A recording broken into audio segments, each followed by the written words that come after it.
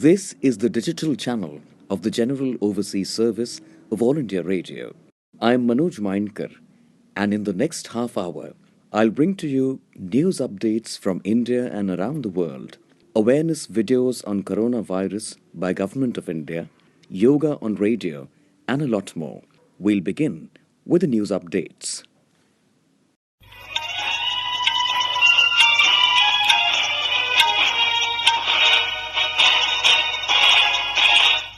This is the General Overseas Service of All India Radio. Prime Minister Narendra Modi has urged people to be more careful in the midst of the COVID pandemic, even as a major segment of the economy has opened up. Addressing the nation in his Mann Ki Baat program on All India Radio this morning, the Prime Minister said train services have resumed, including the Shramik special trains and special trains. He added that flight services have resumed and industry too is returning to normalcy. He cautioned that there should be no laxity and people should maintain do gaj ki duri, wear face masks and stay at home to the extent possible. He stressed that after so many hardships, the country's deft handling of the situation should not go in vain. Mr. Modi stated that the fight against corona is a reflection of resilience and collective efforts of the people. He pointed out how the country faced unique challenges with a vast population, and yet corona did not spread as fast as in the other parts of the world. He noted that the mortality rate of corona is a lot less in the country. The Prime Minister hailed the spirit of service shown by the people and called it the biggest strength. He said, Seva Paramo Dharm, service is a joy in itself, is a way of life in India. He cited the examples of K.C. Mohan of Tamil Nadu, Gautam Das of Agartala, Raju a Divyang from Pathankot, who went out of their way despite limited means to help others in this time of crisis. Mr. Modi added that numerous stories of perseverance of women's self-help groups are coming to the fore from all corners of the country. The Prime Minister shared how the instances of innovation at this moment of crisis have touched his heart. He gave the example of Rajendra Yadav of Nasik, who devised a sanitization machine attached to his tractor. Many shopkeepers have installed big pipelines in their shops to adhere to the Do Gaj Ki Duri. He also stated how the work being done in the country's labs on corona vaccine is being keenly observed by the world. Sharing his pain at the sufferings and hardships of people due to the pandemic, the Prime Minister said, coronavirus has afflicted all sections of society, but the underprivileged labourers and workers have been the most affected. He said the entire country understands and feels what they are going through, and everyone from the centre, states to local governance bodies are toiling round the clock. He praised the people who are relentlessly engaged in safely transporting lakhs of labourers in trains and buses, caring for their food and arranging for their quarantine in every district. Mr. Modi emphasised that the current scenario is an eye-opener as well as an opportunity for scrutiny and lessons for the future. He said the distress that the country's workforce is undergoing is representative the one being faced by the eastern region of our country. The Prime Minister emphasised the need to develop the eastern region, which has the capacity to be the country's growth engine. He added that the development of the eastern region can lead to a balanced economic development of the country. He said in the last few years, much has been done in this direction. The Prime Minister said the need of the hour is devising a new solution. He said government has taken several steps in this direction. He added that recent decisions taken by the centre have opened up vast possibilities of village employment, self-employment and small-scale industry. He expressed confidence the Atmanirbhar Bharat campaign will take the country to greater heights in this decade. Mr. Modi stated that the number of beneficiaries of Ayushman Bharat scheme has crossed over 1 crore. He said if the poor had to pay for the treatment, more than 14,000 crore rupees would have been required to be paid out of their own pockets. The Ayushman Bharat scheme has saved spending this huge amount of money belonging to the poor. He congratulated not only the beneficiaries of Ayushman Bharat, but also all the doctors, nurses, and medical staff who treated patients under this scheme. 80% of the 1 crore beneficiaries hail from the rural areas of the nation, and about 50% of these beneficiaries are mothers and sisters and daughters. The Prime Minister said during the present corona pandemic, people are paying serious attention to yoga. People everywhere want to know more about yoga and, along with it, Ayurveda, and adopt it as a way of life. He said that during the present corona pandemic, yoga has become all the more important because this virus affects the respiratory system. In yoga, there are many types of pranayam that strengthen the respiratory system, and the beneficial effects have been witnessed for long.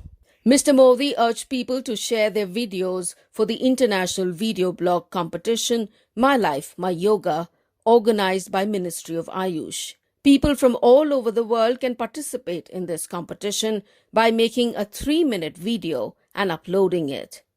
In this video, people have to show themselves performing yoga or asana and also talk about the changes that have taken place in their life due to yoga. Mr. Modi requested everyone to participate in this competition and be part of the upcoming International Yoga Day. The Prime Minister lauded the courage and bravery with which the people of West Bengal and Odisha during the cyclone Amphan.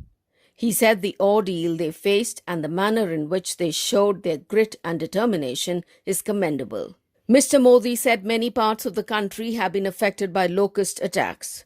He said efforts are on, and from centre to state governments, agriculture department or administration, everybody is involved using modern techniques to help the farmers and reduce crop loss due to the crisis. The Prime Minister said the entire world will celebrate World Environment Day on 5th of June. The theme for this year's World Environment Day is biodiversity. He said that during the lockdown in the last few weeks, the pace of life may have slowed down a bit, but it has also given the opportunity to introspect upon the rich diversity of nature or biodiversity. He said people must derive inspiration from this to live life in harmony with nature. Mr. Modi said people have the responsibility to save water as well.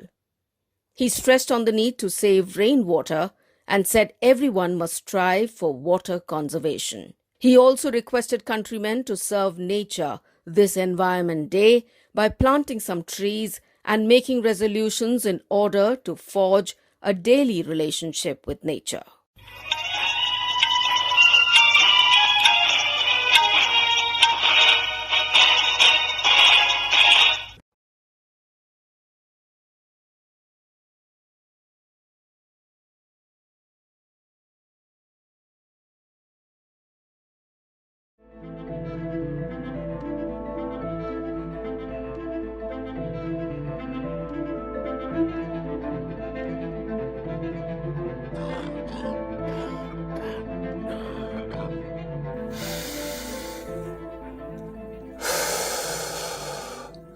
Breathing, it's fundamental to life. But around the world today, millions of people have trouble breathing because of tobacco. If tobacco was a virus, it would have long ago been declared a public health emergency. Enjoy a smoke-free day, breathe some fresh air, and don't let tobacco take your breath away. Thank you to the Director General of the World Health Organization, Dr. Tedros, for that introduction. Hello, my name is Joel Schaefer, and welcome to this special program to celebrate World No Tobacco Day. Today, in this special part 1 of our webinar series, we'll discuss the harmful effects of tobacco and secondhand smoke, as well as some of the benefits and strategies for quitting. We're joined by lung health specialists from around the world, Dr. Jane Rahedi Ongongo, Dr. Vin Gupta, and Dr. Hebe Gouda. To start us off, Dr. Vin Gupta, what should people know about the harmful effects of tobacco? Thank you for the question, and thank you for having me. I think before delving into that, I wanted to emphasize, and I think it's important to remember, that tobacco remains the leading cause of death for men worldwide. And then when you account for both men and women, it's the second leading cause of death and disability, a fact that has remained unchanged since 1990, when we first started publishing data on the global burden of disease. 1 in 5 smokers are likely to come down with chronic bronchitis, which often causes a chronic cough, makes you very uncomfortable, or worse conditions. Diseases like chronic obstructive pulmonary disease, what is otherwise commonly known as emphysema. Patients with these conditions chronically feel breathless, are chronically reliant on inhalers to try to help them breathe better. They often have to carry around heavy oxygen tanks. And the effects of tobacco use are not only limited to primary users of tobacco. I think importantly, children who breathe secondhand smoke are far more likely to experience frequent asthma exacerbations if they have it already, or they're far more likely to actually develop asthma as a result of that exposure. And that has untold effects on their ability to lead productive and healthy lives. Thank you. Can you tell us a little bit more about how these respiratory diseases caused by tobacco impact quality of life? If you can't breathe adequately, you aren't able to enjoy tasks that you may otherwise have taken for granted. Walking your children, playing with your grandchildren, walking up a flight of stairs to the bedroom. Just simple daily tasks like going to the grocery store. I can't remember one patient I've cared for, and I've cared for thousands with emphysema, other smoking-related lung diseases, who didn't wish they had quit earlier or who didn't wish they hadn't taken up cigarettes in the first place. We've heard about how traditional products of tobacco, like cigarettes, are dangerous to people's lung health. But what about newer products on the market, things like e-cigarettes? Should we be worried about those? Are those dangerous to your health? Actually, there are a lot of different new products on the market now, and they can be very difficult to distinguish from one another. Some contain tobacco, some contain nicotine, and some contain neither. But none are harmless.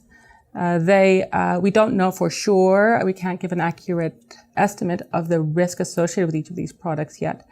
But they're probably going to vary depending on the factors that are associated with their characteristics.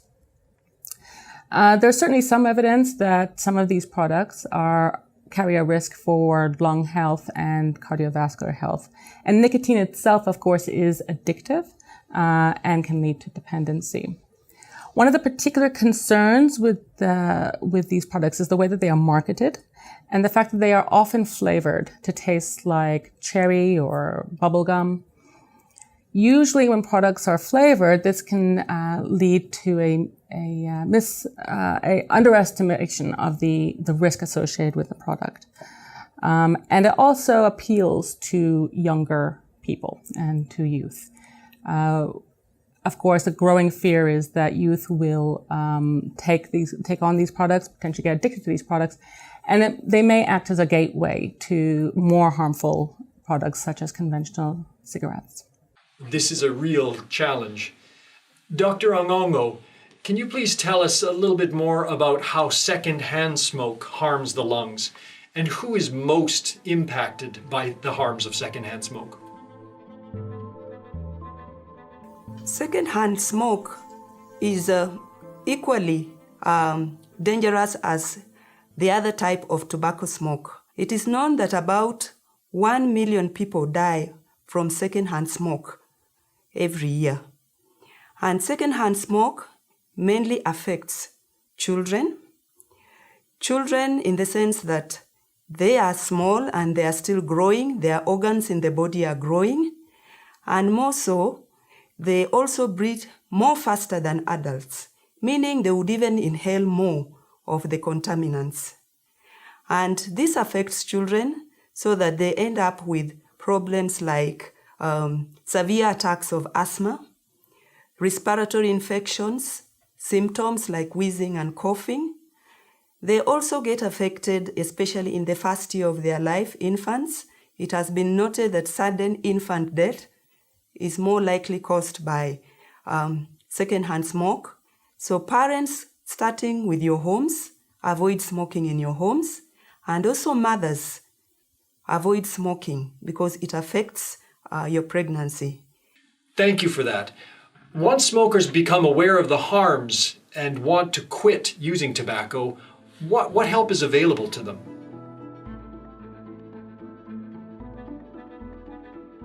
There are various ways of help that a smoker who needs to quit can receive. We have counseling methods and also treatment methods using medication. Both the kinds of strategies are more effective if put together.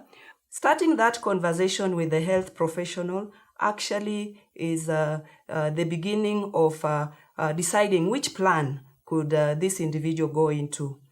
Other than just the brief counseling the health professional can provide to the individual, the health provider can then direct them to the best options. This could be one-to-one counseling. It could be actually also behavioral therapies. We have the non-prescribed medications like the nicotine replacement therapies. Then we also have other medications other than nicotine replacement therapy, which we could also prescribe. A follow-up question on that same topic, but to Dr. Vin Gupta, what in your experience are the main barriers that people face after they've made that important decision to quit using tobacco? It's so hard. Quitting tobacco is a lifestyle decision, but it's intensely personal. But what I've seen as the biggest barrier is access to behavioral health care, to mental health care, while an individual is trying to take this difficult lifestyle decision on and to do so successfully. Dr. Gupta, can you tell us what are some of the short-term and long-term benefits of quitting tobacco use? The benefits of quitting can be felt almost immediately. Within 2 weeks, a person who has quit will have improved lung function. And within about 10 years, an ex-smoker can expect to have reduced their risk of lung cancer by half that of somebody who continued to smoke. Good news. That should give many tobacco users some hope. Thank you to our panelists for their important perspectives. I hope that you found it interesting, and thank you for watching today. I hope you'll join us in our second webinar discussion, which will focus on tobacco control, both at community and national level. From all of us here, we'll see you soon in the next webinar.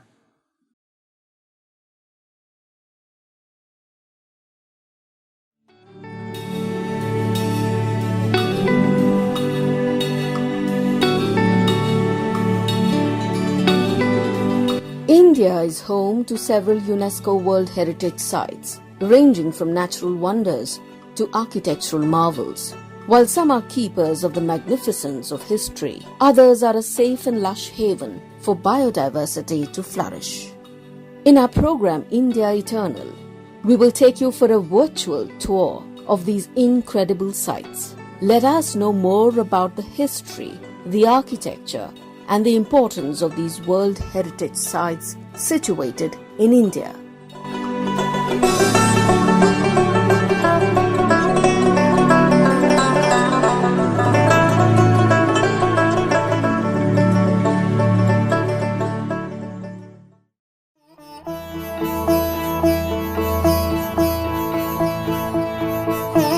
Humayun's tomb is the largest tomb complex of its time.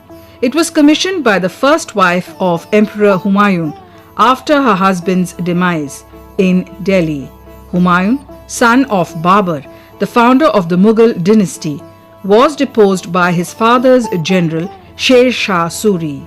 After spending several years in exile, he returned to Delhi and overthrew Suri. He took over Shergarh, now known as Old Fort, and made it his capital. As he was trying to establish his kingdom, a tragic accident took his life and he was buried in the compound of Old Fort. His wife, Bega Begum, began the construction of Humayun's tomb, and upon completion, his body was moved to its present location. Humayun's tomb is part of the larger Humayun's tomb complex, which consists of 4 different enclosures built in different periods. Collectively, they were inscribed as the UNESCO World Heritage Site in 1993. As we enter the complex, we encounter the Kotla of Isa Khan Niazi, containing the tomb of famous Sur General Isa Khan. The octagonal tomb was surrounded by a well-planned garden. Recent excavation and restoration project revealed that this was the first garden tomb of India, accessed by a single entrance from north. The octagonal enclosure has arches and a ramp to walk on it. To the west, a 3-chambered mosque with beautiful inscriptions adds to the beauty of the complex. The main tomb in the center was inspired by other tombs of Lodi and Suri dynasty and now houses graves of other family members of Isa Khan. Proceeding from the tomb of Isa Khan, we enter the garden of Bu Halima. This rectangular enclosure has a small platform towards the northern part of the garden and has a grave on top of it. Popular belief is that the tomb belongs to Bu Halima. However, very little is known about her. The fact that this tomb is not situated in the middle raises a claim that the garden was not designated to be a tomb, but the grave platform was added later. This garden enclosure looks towards the Humayun's tomb enclosure. The distance between Bu Halima's enclosure and Humayun's tomb is gaped by Arab Ki Sarai compound, which houses the Afsarwala Mosque and tomb. A huge gate near the gateway of Bu Halima's garden provides access to the compound. One of the least explored areas of Humayun's tomb complex is right behind Arab Ki Sarai compound, commonly referred as Mir Banu's Market. This extension of Arab Ki Sarai contains several rooms, a graveyard, a stable and a small step well. Moving ahead of Arab Ki Sarai, the main gate of the compound of Humayun's tomb is approached. The huge Charbagh contains 2 tomb platforms, one being of the royal barber and the other of Emperor Humayun and his family. Originally a Mughal-style garden spread over 13 hectares, the present garden was restored during the British era and hence gives a strong reflection of the British style. During a recent conservation project, it was found that this garden had a water harvesting pit, which archaeologists believe can be one of the first of its kind. River Yamuna once touched the eastern wall of the tomb. The river, along with few wells in and around this compound, served as the water source for the garden. The main tomb was the first Indian building to use a Persian double dome on a high neck drum. Between the 2 domes ran a long tree log which held the 6-meter tall gold-plated brass finial on top. During the storm of 2012, the finial was uprooted and the restoration team carefully replaced it with a replica in 2016 and shifted the original finial for restoration to be kept safe in the museum. The main chamber inside the Humayun's tomb contains the marble cenotaph of Emperor Humayun. Unlike other tombs, this octagonal chamber holds only one grave and other members of the family rest in the rooms built around this chamber. 2 common practices followed in the northern part of India at that time for tomb construction are missing in this tomb. There is no mosque or prayer wall towards the Qibla, the direction of Mecca, and the cenotaph does not contain a qalam, a mark for a male grave. Humayun's tomb is said to have provided the inspiration for the floor plan of Taj Mahal of Agra. Humayun's tomb is built on a high enclosure accessed through a flight of stairs on all 4 sides. The lower platform contains 56 rooms, many of which now house the graves of the Mughal family. During the mutiny of 1857, Emperor Bahadur Shah Zafar, the last of the Mughals, was hiding in one of these rooms when Captain Hudson captured him and the British exiled him to Rangoon. Humayun's tomb today stands as an excellent example of craftsmanship and Indo-Islamic architecture.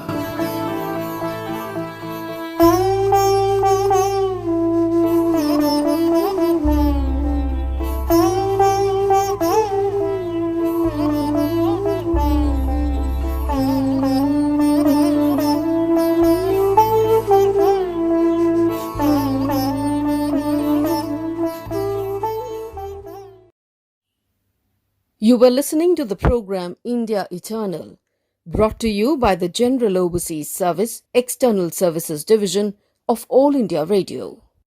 If the current COVID-19 outbreak has got you feeling stressed out and anxious, then a calming yoga flow can definitely help. We care for your well-being and therefore, we bring for our listeners Yoga on Radio. Practice some easy asanas with Yogacharya Surakshit Goswami and keep yourself healthy and rejuvenated.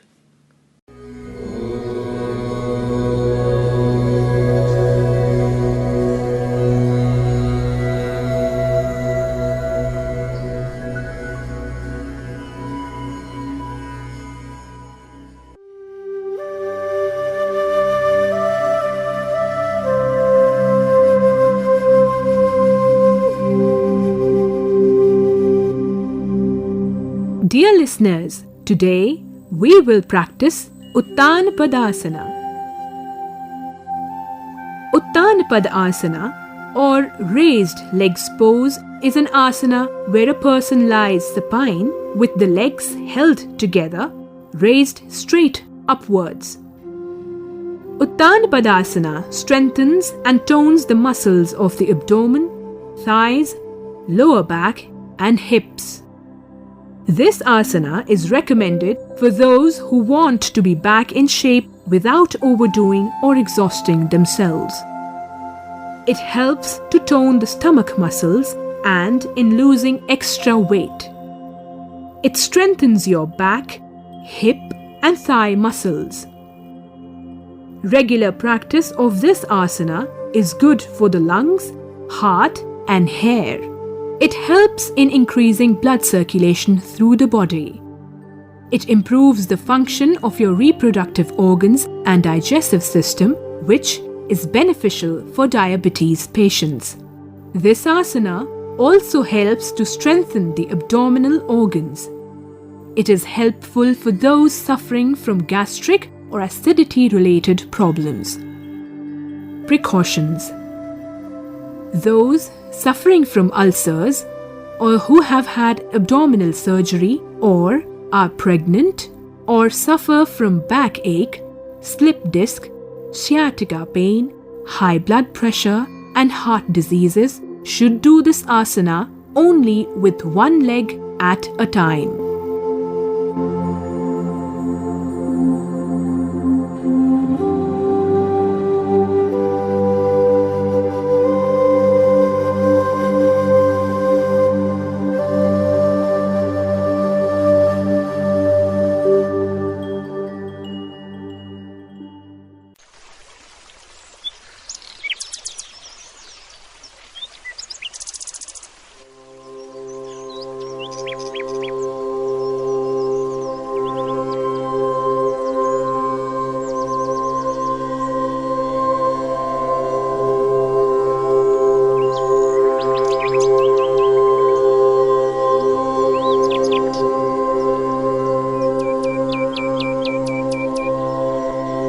Lie flat on your back and breathe normally. Your hands should be at the side of your thighs, palms resting on the ground. Now, stretch your body and keep it taut. Inhale and raise both legs slowly while putting pressure on your hands. Align your legs at 60 degrees to the floor.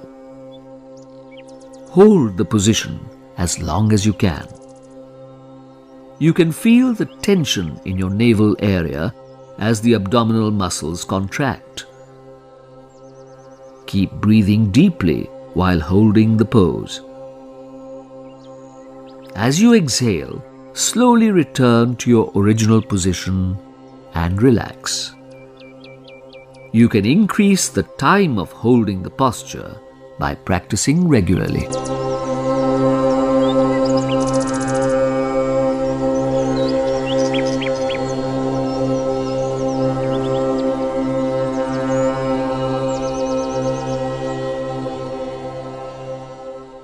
This broadcast came to you from the digital channel of the General Overseas Service of All India Radio.